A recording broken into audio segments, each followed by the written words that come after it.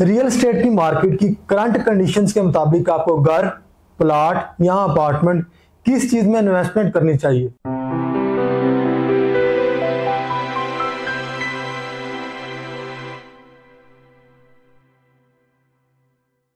अस्सलाम वालेकुम, मैं आपका होस्ट इंजीनियर खिजर अफजल। आज हमारे साथ मौजूद हैं Sanan Ahmed, sale manager, Property Finders. अस्सलाम वालेकुम सनान भाई। अच्छा सनान भाई, आजकल जो करंट मार्केट में कंडीशन चल रही है रियल एस्टेट की, इसके मुताबिक आप क्या देखते हैं, यानी कि जो एक एंड यूजर है उसको प्लॉट्स में या अपार्टमेंट्स में या एक बिल्ड प्रॉपर्टी घर में इन्वेस्टमेंट करना चाहिए, इसके बारे में आप कोई। जी, इस तरह है कि खिजर आपने दो तीन चीज़ों को जो है वो डिस्कस किया यहाँ पे। सबसे पहले हम स्टार्ट करते हैं कि जब भी कोई बंदा इन्वेस्ट कर रहा होता है तो इन्वेस्टमेंट के लिए पहले उसका माइंडसेट क्या होता है। इन्वेस्टमेंट करने से पहले वो सोचता है कि मेरा बजट इतना है और मैंने इससे गेन हासिल करना है। पहले लोग ज्यादातर राय करते थे प्लॉट्स के ऊपर या घरों के ऊपर। जो लो बजट जाना चाह रहे हैं वो प्लॉट लेकर रख लेता था, इंस्टॉलमेंट से प्लॉट लिया, आपने प्लॉट लेकर रख लिया, अब आपको है कि कुछ बाद में इसको सेल आउट करूंगा तो मुझे इसमें प्रॉफिट होगा। जबकि जो अच्छे बजट है, जो रेंटल गेन हासिल करना चाह रहा है, वो कहते हैं मैं घर लेकर रख लेता हूँ, घर का मुझे जो किराया आता रहेगा और किराए के बाद मैं उसको जो है वो बेच सकता हूँ। मतलब आप किराया भी उसको खाते रहते हैं, वहां आप चाहें कि मैं अपना पैसा निकालना चाह रहा हूँ तो वो बिक जाता है, सेल आउट कर देते हैं। अभी जो करंट मार्केट सिचुएशन है ना, इसके अंदर कोई भी बंदा जो है वो 1.5-2 साल के प्लॉट से पैसे नहीं निकाल सकता। उसकी मल्टीपल वजूहत है। एक तो ये है कि जो रियल एस्टेट की कंडीशन चल रही है इस टाइम पे, अगर आप कहीं पे भी अगर इन्वेस्टमेंट करते हैं प्लॉट के अंदर, तो इन्वेस्टमेंट आपके प्लॉट से आप 1-1.5 साल के बाद अपने पैसे नहीं निकाल सकते। अगर आप कहते हैं मैं शॉर्ट टर्म इन्वेस्टमेंट करना चाह रहा हूँ, आपको कम से कम भी जो है 3 साल के लिए उसको होल्ड करना पड़ता है। उसकी मल्टीपल वजूहत है। एक तो ये है कि कीमतें उस तरह नहीं बढ़ रही। दूसरा ये है कि टैक्सेशन के इसमें मामला है, आपको टैक्स इतना पड़ रहा है कि आपको इतना अच्छा गेन नहीं हो रहा, कि आपको इतना प्रॉफिटेबल गेन नहीं हो रहा कि यार आप अगर करोड़ 1.5 करोड़ अपना कहीं स्टक कर रहे हैं तो आपको इसमें प्रॉफिट ज्यादा है। एक तो ये चीज हो गई। दूसरी चीज ये है कि घरों के अंदर भी प्राइसेस जो है, जिस तरह कंस्ट्रक्शन मटेरियल की प्राइसेस बढ़ चुकी हैं, काफी चीजें ऊपर जा चुकी हैं, उसके अंदर भी लोगों के लिए जो बाइंग पावर है वो कम हो गई है। अब एक नया बंदा आ रहा है, वो कहता है मैं इन्वेस्टमेंट करनी है, या बाहर जाके वो कह रहा है अपने लिए मैं जगह लेना चाह रहा हूँ, तो वो इतनी बाइंग पावर नहीं है लोगों की कि लोग इस तरह ले सकें। तो उसमें आपको लेकर फौरी कोई फायदा भी नहीं हो रहा कि प्लॉट आपको इनकम तो नहीं जनरेट करके दे रहा। आप 3-4 साल उसको होल्ड करें, उसको बेचें, उसके बाद प्रॉफिट होता है आपको। तो इसमें सीन सिनेरियो ये है कि हाई राइज का ट्रेंड जो पाकिस्तान में बहुत तेजी से बढ़ रहा है। एक बंदा एक अपार्टमेंट लेता है, बिल्डिंग कंप्लीट होने के साथ उसका रेंट स्टार्ट हो जाता है। इवन कई लोग तो स्टार्ट कहते हैं कि आपने पूरी पेमेंट कर दी, आपका रेंट स्टार्ट कर रहे हैं, ठीक है। इसी तरह जो मॉल्स आ रहे हैं उनके शॉप के भी सिनेरियो है कि आप ले रहे हैं, आपको उसमें जो मेंटेनेंस कॉस्ट है वो भी जो टेनेंट वहां पर आ रहा है, किराए पे जगह जो बंदा ले रहा है वो पे कर रहा है, आपको भी नहीं पड़ रही। तो आपको ओवरऑल जो है आपने इन्वेस्ट किए, साथ ही आपको इनकम स्टार्ट हो गई। और जब आप उसमें निकलना चाहें, आप अपने जो है आप डिस्पोज ऑफ करना चाहें अपनी चीज को, आप कहना चाहें कि मैं तो यार बैक ऑफ कर रहा हूँ, मुझे यहाँ से पैसे वापस चाहिए, और उसकी सेल परचेज अपार्टमेंट्स की या शॉप्स की, प्लॉट्स की इस वक्त बहुत ज्यादा तेज है, क्योंकि उनकी रिक्वायरमेंट भी मार्केट में ज्यादा है और ट्रेंड भी आगे उसी चीज का आ रहा है। जी सनान भाई, आपने बहुत अच्छे तरीके से इसको कंसाइज किया, लेकिन सनान भाई इसमें अगर देखा जाए हाई राइज के ट्रेंड में कुछ लोगों की, यानी कि जो लोग पुराने इन्वेस्टर्स हैं, उनकी ये मेंटेलिटी के प्लॉट के अंदर उनको एक ओनरशिप मिलती है। अपार्टमेंट में यानी कि उस तरह की एक उनको ओनरशिप नहीं मिलती कि वो उसमें कोई चेंजिंग कर सकें। तो इसके बारे में आपका क्या व्यूज है? जी कि सर, इस तरह है कि ये जो कंसेप्ट है ना, ये अब पुराने हो चुके हैं, लोगों में बहुत ज़्यादा अवेयरनेस आ चुकी है। ये कंसेप्ट नो डाउट था कि ज़मीन अपनी, छत अपनी, के अपना प्लॉट लेंगे, प्लॉट पे हमारी प्रॉपर जो है वो अथॉरिटी होती है और हम उसको इस तरह यूटिलाइज कर सकते हैं। जो ये अपार्टमेंट्स का ट्रेंड आ रहा है ना, इनमें भी सब कुछ इसी तरह ही है। और वो किस तरह है उसकी मैं डिटेल बता देता हूँ। जो लोग इस चीज़ से नहीं वाकिफ, उनको इस चीज़ का आइडिया हो जाएगा कि आप अपने अपार्टमेंट की रजिस्ट्री करवा सकते हैं। ज्यादातर डेवलपर्स इसको अलाउ करते हैं, जैसे आपको पैसे मिल गए आप उसकी रजिस्ट्री भी करवा सकते हैं। जिस सोसाइटीज अलाउ करती हैं कि आपने प्लॉट का पैसे हासिल कर चुके हैं, आप पूरी पेमेंट कर चुके हैं, हमें आप एक रजिस्ट्री करवा लें। सेम सिनेरियो है आपका रजिस्ट्री का। एक तो ये चीज हो गई। दूसरी ये चीज है कि अपार्टमेंट्स के अंदर भी आप एक नॉन फर्निश्ड अपार्टमेंट ले रहे हैं, आप पास एक कवर्ड एरिया मिल रहा है, आप पहले पूछें कि नेट एरिया कितना मुझे मिलेगा, आप उसके अंदर अपनी मर्जी से चेंजेस कर सकते हैं। आप कुछ अपना उसको फर्निश करके रेंट पे देते हैं। एक नॉन फर्निश्ड अपार्टमेंट का जो एवरेज रेंट है, मैं अगर पहले टाउन की आपसे बात करूँ, लेट्स सपोज मैं आपको एग्जांपल दे रहा हूँ, तो वहां पर नॉन फर्निश्ड 1 बेड का तकरीबन जो है इस टाइम पे 30,000 से लेकर 40,000 तक का रेंट। और अगर आप उसको फर्निश करके रेंट आउट कर रहे हैं, ठीक है, फर्निशिंग की कॉस्ट आपकी इतनी आ जाएगी, 8 से 9 लाख आपकी कॉस्ट आ जाएगी उसके ऊपर, और आपका जो पर मंथ उस पर रेंट आ रहा है वो तकरीबन जो है वो आपका 70 से 80,000 रुपया आ रहा है, अच्छे फर्निश जो आपने किया होता है। तो क्या मतलब इसका एक मकसद ये है कि एक बंदा जो कि 60-70 लाख लगा के अपना जो ले रहा है, उसको इतना रेंट आ रहा है, पर मंथ, और एक बड़ा अच्छा रेंट है 1% पर मंथ से इनके 12% आपका साल का बन रहा है। तो ये आपको अपनी एक इन्वेस्टमेंट की है आपने, आपने एक चीज बनाई, आपको उसमें इतना रेंट आ रहा है, तो ये आपकी अपनी प्रॉपर्टी आपको रेंट आउट में अच्छी गेन दे रही है। आप उसको बेचना चाहें तो आपके हर साल के हिसाब से कीमतें बढ़ रही है। 70 वाला जो पहले मेरा था इस टाइम 90 का है, एक साल के अंदर बढ़ा है। जैसे ही कोई चीज का इजाफा होता है कि रोड की एक्सेस मिल रही है, इंफ्रास्ट्रक्चर रोड का इजाफा हुआ है, रिंग रोड जैसे गुजर रही है, मुस्तकबिल के अंदर कहीं ग्रोथ आ रही है, उनकी कीमतें गिरनी नहीं। इन हालात के अंदर भी अपार्टमेंट्स की प्राइसेस नीचे नहीं जा रही। तो ये चीज हो गई। फिर ये है कि इसमें आपको गवर्नमेंट किस तरह सिक्योर कर रही है कि आपका एक तो बिल्डिंग के अंदर आप रजिस्ट्री करवा सकते हैं अपने अपार्टमेंट की, अपनी शॉप की। दूसरी चीज ये है कि आपका जितना प्रोपोर्शन उस अपार्टमेंट का आपके पूरी बिल्डिंग के अंदर है, उतना ही रेशियो आपकी जमीन की मलकियत होती है एज पर प्रोपोर्शन।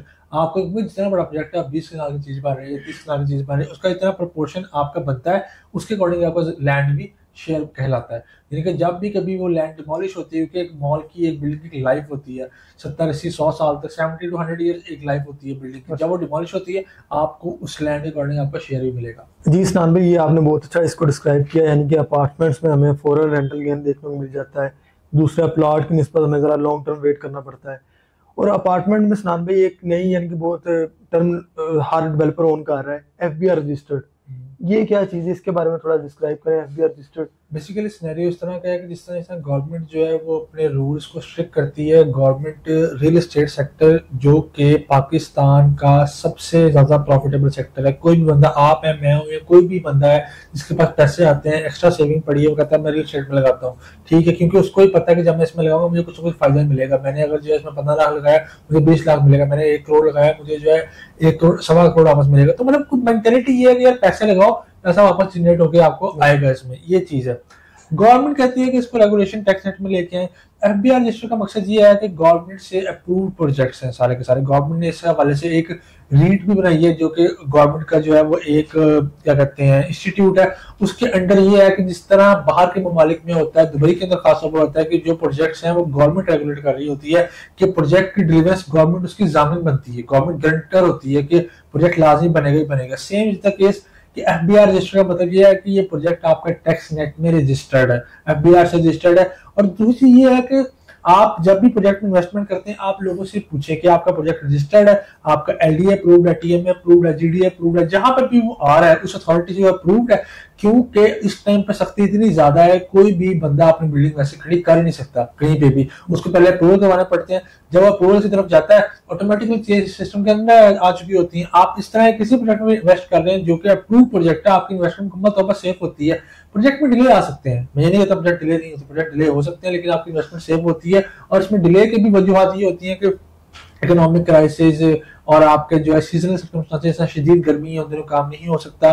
उसके बाद जो बरसात का मौसम होता है, अगर नॉर्दर्न साइड की बात करें तो बर्फबारी का सीजन होता है तो उनमें 2-4 माह जो होते हैं वहां काम नहीं हो पाता क्योंकि मौसम बहुत शिद्दत का होता है। और ये पूरी दुनिया में ऐसी है, कहीं पर भी जहाँ काम हो रहा होता है वहां पर आप एक्सट्रीम वेदर कंडीशन में काम नहीं कर सकते, तो आपको उन दिनों में काम स्लो करना पड़ता है, बीच में काम रुक भी जाता है। लेकिन ये होता है कि सपोज कर लें कि 3 साल का है, 3.5-4 साल में प्रोजेक्ट बन गया, लेकिन वो जितना भी उसमें टाइम लगा उतना आपकी इन्वेस्टमेंट में इजाफा ही हुआ है और आपको अच्छा गेन ही मिला, उसमें आपको लॉस में नहीं जाते कोई भी इन्वेस्टर वहां पे।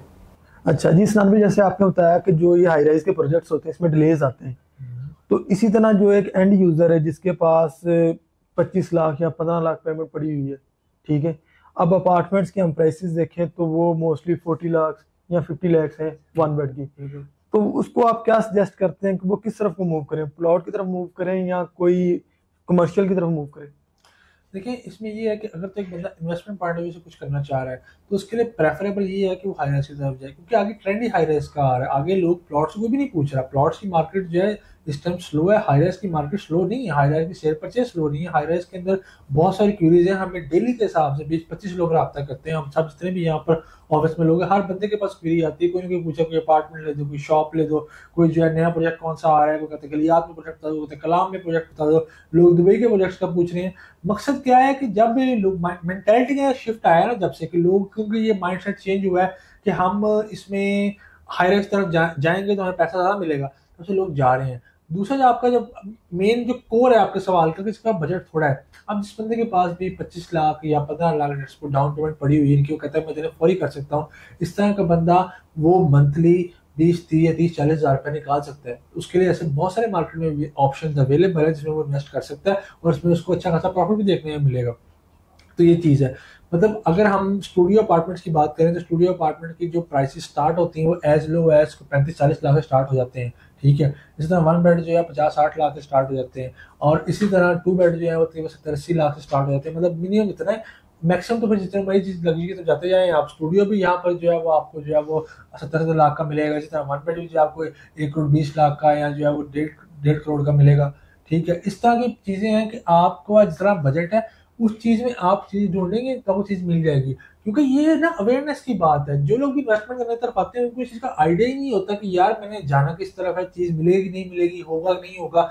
मेरे बहुत सारे दोस्त हैं मुझे राब्ता करते हैं तो वो बिल्कुल रॉ माइंड होते हैं, वो कहते हैं यार बजट इतना क्या है इसमें तो मैं यही ले सकता हूँ, क्योंकि कभी किसी ने गाइड किया ही नहीं, ना कभी किसी को खुद पता होता है। जो टिपिकल रियल एस्टेट का लोग काम कर रहे हैं गली मोहल्लों में, आप जिन लोगों से मिलते हैं बात करते हैं, उनको ऑप्शन ही नहीं होता उनके पास। आप उनसे चाहे गाइडेंस ले रहे हैं, आपको लगता है प्रॉपर्टी है ही है, जबकि दुनिया इससे बहुत आगे निकल चुकी है। आपने गेन हासिल करने चीज आपके सामने बन रही है, हम तो उस तरह चीज आपने करते हैं कि यार उस चीज में इन्वेस्टमेंट करो जो अप्रूव प्रोजेक्ट है, जो चीज बन रही है आपके सामने नजर आ रही है, आपको पता है उनके अप्रूवल लेटर, आप हमसे कहें अप्रूवल लेटर दिखाएं, आपको दिखाने के पाबंद है। अप्रूवल लेटर देख के फिर इन्वेस्टमेंट करें आप, आपको पता है प्रोजेक्ट बनेगा।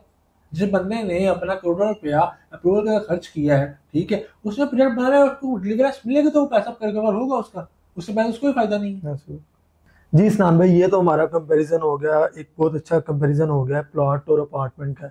लेकिन फिर भी कुछ लोगों ने इन्वेस्टमेंट्स की हुई हैं प्लॉट्स में, जिनके पास खाली प्लॉट पड़े हुए हैं, उनको आप क्या सजेस्ट करते हैं वो अपने खाली प्लॉट के ऊपर कोई कंस्ट्रक्शन कर लें या उसे रीसेल कर दें? वो उनके लिए किस तरह एक अच्छी इन्वेस्टमेंट साबित हो सकता है? ठीक है, बड़ा अच्छा क्वेश्चन है आपका। अब सिंपल सी चीज़ है, एक वो बंदा जो कि प्लॉट को होल्ड कर सकता है, जिसके पास बाइंग पावर है, जिसके पास होल्डिंग कैपेसिटी है, उसको पता है कि वो अपने प्लॉट को, उसको फौरी पैसों की जरूरत नहीं है, वो अगर 2-3 साल होल्ड कर सकता है तो उसको होल्ड करे, क्योंकि वो होल्ड में उसको बड़ा अच्छा बेनिफिट देके जाएंगे। क्योंकि ये जो रियल एस्टेट का एक सर्कल होता है, साइकिल होता है, बल्कि बेसिकली साइकिल होता है, पूरा साल एक साइकिल चलता है उसका।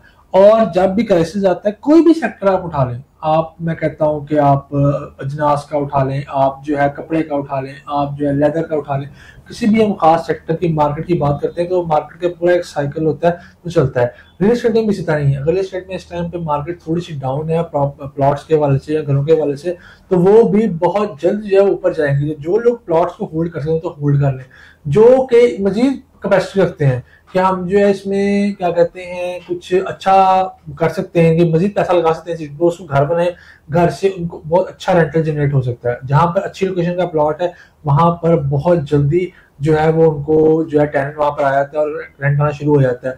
अगर वो घर बना के सेल करना चाहते हैं तो भी ज्यादा बेनिफिशियल है, क्योंकि घरों की सेल परचेज प्लॉट की निस्बत तेज है, प्लॉट्स की स्लो है, घरों की तेज है।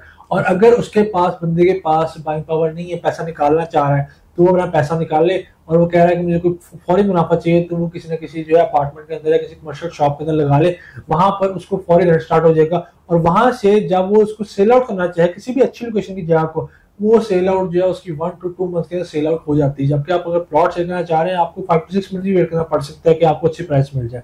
तो ये चीज है कि आप कहीं भी इस तरह की चीज में लगाते हैं जहां से आपको फौरी कैश चाहिए, आप हॉट लोकेशन चूज करें, आपको फौरी कैश मिल जाता है।